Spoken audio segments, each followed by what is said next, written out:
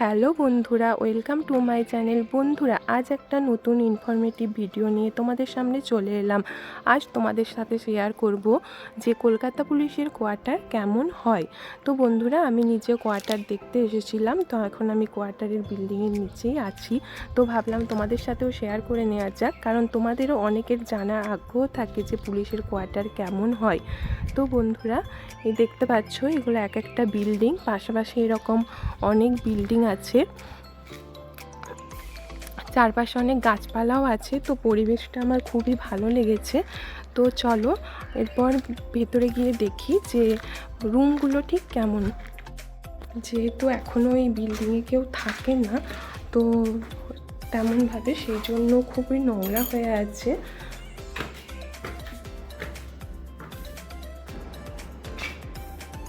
আমরা উঠে এলাম ফার্স্ট ফ্লোরে। তো প্রতিটা ফ্লোরে 4টে করে রুম আছে। তো এখানে ফ্যামিলি আছে একটা।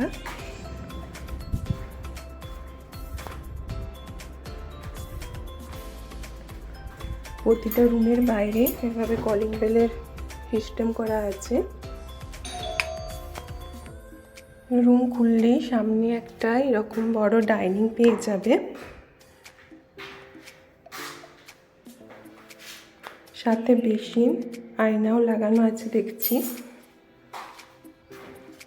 2টো করে রুম আছে বন্ধুরা। তো এটা একটা রুমটা মোটামুটি একটু ছোটোর মধ্যেই আছে, তো ঠিকঠাক।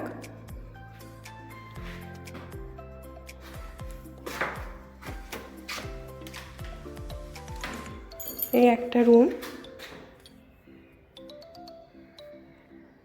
এই রুমটি যথেষ্ট বড় আছে। এর সাথে দেখতে পাচ্ছি একটা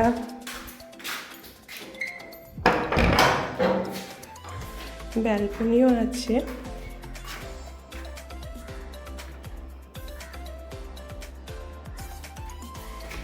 তো যেহেতু কেউ নেই রুমে এখনো, তো সেই জন্য একটু নোংরা হয়ে আছে। এটা নিজেদেরকেই পরিষ্কার করে নিতে হবে, বা কেউ যদি চায় পরিষ্কার করা বা লোক দিয়ে সেটাও পারে।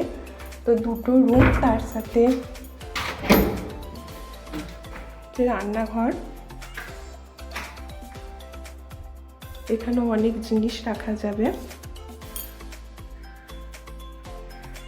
রান্নাঘরের সাইজও ঠিকঠাকই আছে।